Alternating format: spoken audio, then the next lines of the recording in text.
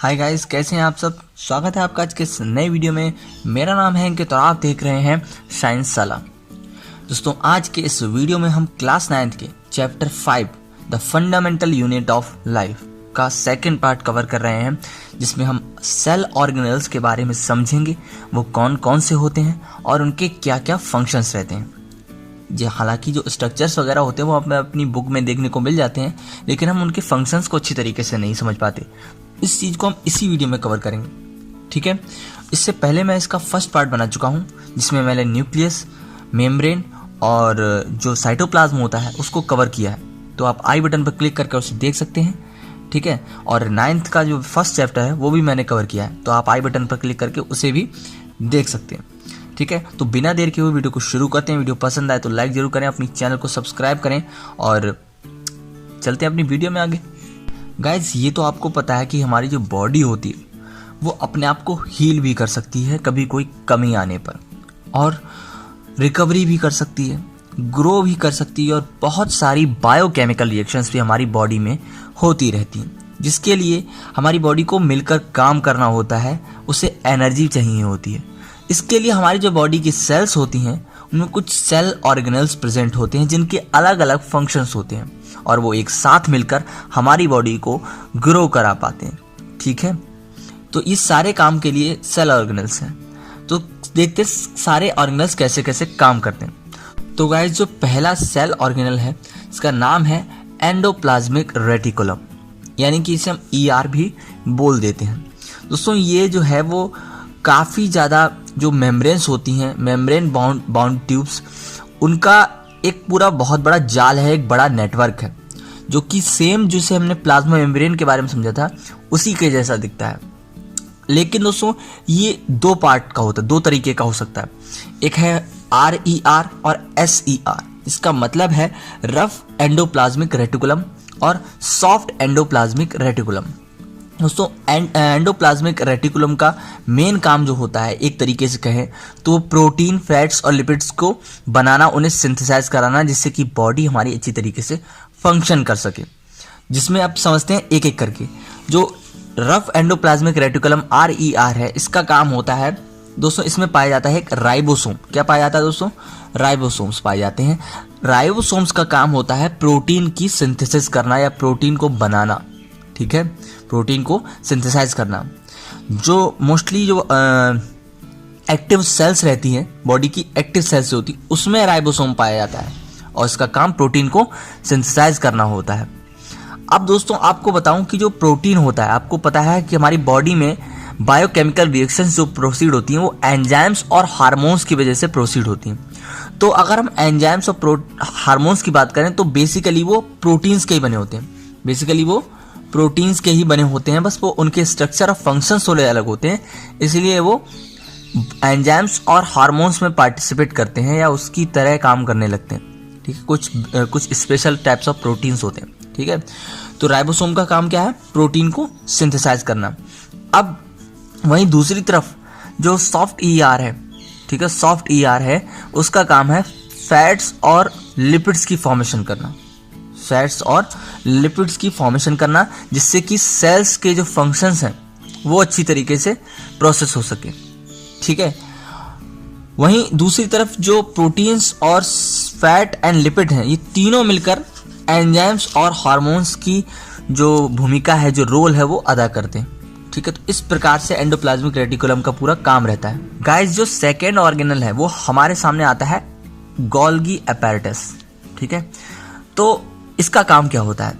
It has been linked to the cells post office, ठीक है। इसे हम जो सेल होती है उसका पोस्ट ऑफिस कहते हैं। आपको पता है कि पोस्ट ऑफिस का काम क्या होता है दोस्तों? पोस्ट करना, ठीक है, एक जगह से दूसरी जगह चीज को पहुंचाना, सेंड करना, ठीक है। तो ये क्या करता है? जो प्रोटीन इसने एंडोप्लाज्मिक रेटिकुलम ER बनाता है, फैट लिपिड्स बनाता है या हार्मोन्स और एंजाइम्स बनाता है, सीधे हम ये कह सकते हैं, उसको क्या करता है? मॉडिफाई करता है। क्या करता है दोस्तों? मॉडिफाई करता है, शॉर्टिंग करता है उसकी, ठीक है, एंड पैकेजिंग भी करता है ऑफ प्रोटीन्स फॉर सीक्रेशन। इसमें लिखा हुआ सीक्रेशन, तो सीक्रेट दोस्तों क्या होता है? Enzymes and hormones. इसीलिए मैंने आपको बताया कि एंजाइम और हार्मोन प्रोटीन्स ही होते हैं, ठीक है। तो मॉडिफाइंग, सॉर्टिंग एंड पैकेजिंग, तो प्रोटीन जो बनता है, जो तैयार होता है, उसको मॉडिफाई भी करता है, शॉर्टनिंग भी करता है, उसको छोटा भी कर सकता है, और उसकी पैकेजिंग करता है, ठीक है। तो उसे सिक्रेशन के लिए भेजता है, ठीक है। और क्या काम करता है दोस्तों? Transportation of lipids around the cell. तो जो सेल होती है, कोई भी एक सेल होती है, या उसके चारों ओर जो लिपिड्स या फैट की जो लेयर होती है, मेम्ब्रेन होती है, उसको ट्रांसपोर्ट करता है, उसको भेजता है बनने के लिए, ठीक है।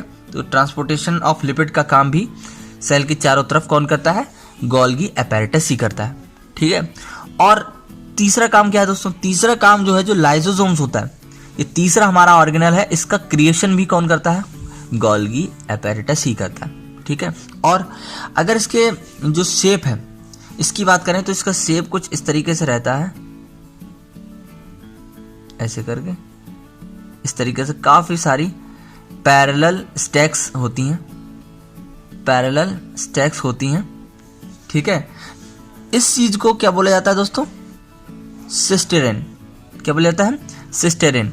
ये कैसी होती है? पैरेलल स्टैक्स होती हैं, लगभग एक दूसरे के क्या होती हैं? समांतर होती हैं, ठीक है, पैरेलल होती हैं। तो इस तरीके से इसके स्ट्रक्चर का एक नाम दिया गया है। ये हो गया हमारा सेकेंड ऑर्गेनल। गाइस, अब देखते हैं अपने थर्ड ऑर्गेनल को, इसका नाम है लाइसोसोम्स, ठीक है। दोस्तों, लाइसोसोम्स को हम क्या कहते हैं? सुसाइडल बैग्स कहते हैं, सुसाइडल बैग्स। तो जो सुसाइडल बैग्स से इसलिए कहते हैं क्योंकि जो भी डेड ऑर्गेनल्स होते हैं, या फिर कोई भी चीज़ डिस्ट्रॉय हो चुकी होती है, या कोई एक्सटर्नल हार्मफुल एजेंट होता है, वो लाइसोसोम्स में ही जाके समाहित हो जाता है, उसमें जाके ख़त्म हो जाता है, ठीक है। तो ये क्या होता है? ये होता क्यों है एक्चुअली? क्योंकि दोस्तों, it involve in digestion and waste removal, ठीक है। ये किसी भी ऑर्गेनल के, किसी भी मटेरियल के डाइजेशन और वेस्ट मटेरियल के रिमूवल में काम करता है। कौन? लाइसोसोम्स। और ये अपने अंदर दोस्तों डाइजेस्टिव एंजाइम्स को रखता है, जो कि किसी भी चीज़ के डाइजेशन में भी हेल्प करते हैं। डाइजेशन से मेरा सीधा मतलब है उसको डिस्ट्रॉय करना, उसको ख़त्म कर देना। कोई भी दोस्तों हानिकारक वायरस, बैक्टीरिया, कोई भी अगर एजेंट हमारी बॉडी में एंटर करता है, तो वो सेल्स को नुकसान ना पहुंचा पाए, सेल्स को डैमेज ना कर पाए। तो लाइसोसोम्स में प्रेजेंट जो डाइजेस्टिव एंजाइम होते हैं, वो उसको ख़त्म कर देते हैं। तो इस तरीके से लाइसोसोम्स हमारे सेल्स में सुसाइडल बैग्स की तरह काम करता है। और अगर इसका स्ट्रक्चर हम बात करें, तो इसका स्ट्रक्चर जो RER होता है, ये हमारा RER होता है, उसकी तरह होता है, ठीक है। इस तरीके से लाइसोसोम्स का फंक्शन रहता है हमारी सेल्स में। गाइज, ये सब चीज़ तो आपको पता ही होगी। जो हमारा चौथा ऑर्गेनल है, जिसका नाम है माइटोकॉन्ड्रिया, इसको आपके अच्छी तरीके से पता होगा, आपने सुन रखा होगा। It is known as the power house of the cell. इसको किसी भी सेल का पावर हाउस कहते हैं, क्योंकि ये सेल को एनर्जी प्रोवाइड करता है, सेल में एनर्जी जनरेशन का काम करता है, जिसमें एनर्जी जो होती है वो ATP के रूप में जनरेट होती है, जिसे हम एडिनोसिन ट्राइफॉस्फेट बोलते हैं। ATP का काम जो होता है वो एनर्जी जनरेट करना होता है, इसलिए इसको हम एनर्जी करेंसी भी बोलते हैं। अगर हम एनर्जी करेंसी ऑफ बॉडी बोलें, एनर्जी करेंसी ऑफ सेल बोलें, तो उसका आंसर होगा ATPs, ठीक है। अब इस एनर्जी जो जनरेट होती है ATP से, उस एनर्जी का काम केमिकल कंपाउंड्स बनाना बॉडी में, और बायोकेमिकल रिएक्शन प्रोसीड कराना, साथ ही साथ बॉडी को मैकेनिकल वर्क कराने के लिए भी ATP की जरूरत पड़ती है। अगर जो माइटोकॉन्ड्रिया होता है, उसके स्ट्रक्चर में देखें तो उसमें दो मेम्ब्रेन होती हैं, आउटर इनर में के रूप में दो मेम्ब्रेन प्रेजेंट रहती हैं। इसमें आउटर वाली जो मेम्ब्रेन होती है वो पूरी तरीके से पोरस वाइट होती है, और जो इनर मेम्ब्रेन होती है दोस्तों, वो डीपली फोल्डेड होती है अंदर की ओर, ठीक है, जिसकी वजह से उसका जो सरफेस एरिया होता है वो थोड़ा सा ज़्यादा हो जाता है। अब ज़्यादा सरफेस एरिया जो होता है वो ATP के जनरेशन में मदद करता है, उसमें हेल्प मिलती है, ज़्यादा से ज़्यादा एनर्जी जनरेट हो पाती है। अलग अलग एनिमल्स और प्लांट्स को देखते हुए जो माइटोकॉन्ड्रिया का साइज होता है वो अलग अलग वेरी भी करता है, और इसका अपना खुद का, माइटोकॉन्ड्रिया का खुद का अपना जो RNA होता है, RNA जो होता है, राइबोसोम जो होता है, खुद का राइबोसोम होता है, और खुद का DNA भी होता है, जिसे हम माइटोकॉन्ड्रियल DNA भी कहते हैं, ठीक है। इस पर मैं एक अलग सेपरेट वीडियो बना दूंगा, काफ़ी बड़ा टॉपिक है माइटोकॉन्ड्रिया, ठीक है। और ये हो गया हमारा चौथा ऑर्गेनल। अब देखते हैं अपना पांचवा ऑर्गेनल क्या है, यह है प्लास्टाइड्स। दोस्तों जो प्लास्टाइड ऑर्गेनल हैं ये केवल और केवल प्लांट की ही सेल में पाए जाते हैं। ये दो तरीके के रहते हैं, एक होते हमारे क्लोरोप्लास्ट और एक होते हमारे ल्यूकोप्लास्ट। दोस्तों क्लोरोप्लास्ट जो होते हैं उसके अंदर एक ग्रीन कलर का पिगमेंट पाया जाता है जिसे हम क्लोरोफिल के नाम से जानते हैं, और यही क्लोरोफिल जो पौधों में फोटोसिंथेसिस या प्रकाश संश्लेषण की जो प्रोसेस होती है जिससे उनका खाना बनता है, एनर्जी जनरेट होती है, उसमें हेल्प करता है। कौन? क्लोरोफिल। पौधे की पत्तियों में क्लोरोफिल के साथ साथ दोस्तों येलो और ऑरेंज कलर के भी कुछ ना कुछ पिगमेंट्स पाए जाते हैं। अब आपको पता है कि फोटोसिंथेसिस से पौधे अपनी एनर्जी बनाते हैं, जिसमें क्या बनता है दोस्तों? फोटोसिंथेसिस की प्रोसेस में बनता क्या है? ग्लूकोज बनता है। लेकिन वो ग्लूकोज स्टोर किस फॉर्म में होता है? स्टार्च की फॉर्म में होता है। किसकी फॉर्म में होता है? स्टार्च की फॉर्म में होता है। और ये स्टार्च, ऑयल्स या प्रोटीन्स, ये सारी चीजें स्टोर कहाँ होती हैं? ये दूसरे प्लास्टाइड में होती हैं जिसे हम ल्यूकोप्लास्ट बोलते हैं। क्या बोलते हैं? ल्यूकोप्लास्ट। तो इस तरीके से दोनों का बंटवारा रहता है, दोनों का अपना अपना फंक्शन है, अपना अपना अलग अलग काम है। इसका स्ट्रक्चर की बात करें तो इसका स्ट्रक्चर माइटोकॉन्ड्रिया के सिमिलर रहता है। Structure similar to the mitochondria. ठीक है। They also have their own DNA. इनका भी अपना खुद का डीएनए और राइबोसोम होता है। ठीक है, ये हो गया हमारा फिफ्थ। अब आते हैं सिक्स्थ ऑर्गेनल पे जिसका नाम है वॉक्यूल्स। ठीक है, वॉक्यूल्स क्या होते हैं? Vacuoles they are storage sacs for liquid और सॉलिड। ठीक है, इनमें लिक्विड या कुछ सॉलिड स्टोर रह सकता है या कुछ नलियां जैसे समझ सकते हैं आप होती हैं।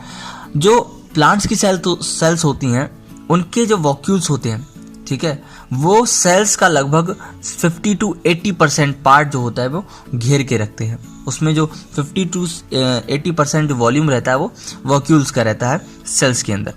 ठीक है, और दिस इंक्लूड, ये जो हमारे ये जो वॉक्यूल्स होते हैं उनमें amino acids, sugars, organic acids और प्रोटीन जो होते हैं वो उसमें सेव रहते हैं, उसमें पाए जाते हैं या स्टोर रह सकते हैं। ठीक है, इसीलिए इन्हें स्टोरेज सैक्स बोलते हैं जिसमें लिक्विड और सॉलिड स्टोर रहते हैं। ठीक है, तो इस तरीके से हमारे सारे ऑर्गेनल कवर हो गए आज के इस वीडियो में। आई होप आपको वीडियो पसंद आई होगी। वीडियो पसंद आई तो लाइक जरूर करें, जानकारी अच्छी लगी तो शेयर करें, और ऐसे ही रेगुलर वीडियोस के लिए हमारे चैनल साइंस साला को सब्सक्राइब करें। ठीक है, जल्दी से जल्दी हमारे लिए इस चैनल पर 1000 सब्सक्राइबर करने ताकि हम लाइव क्लासेस कर सकें, लाइव पढ़ाई करेंगे हम लोग। ठीक है, तो आज की वीडियो में बस इतना ही। तब तक के लिए गुड बाय।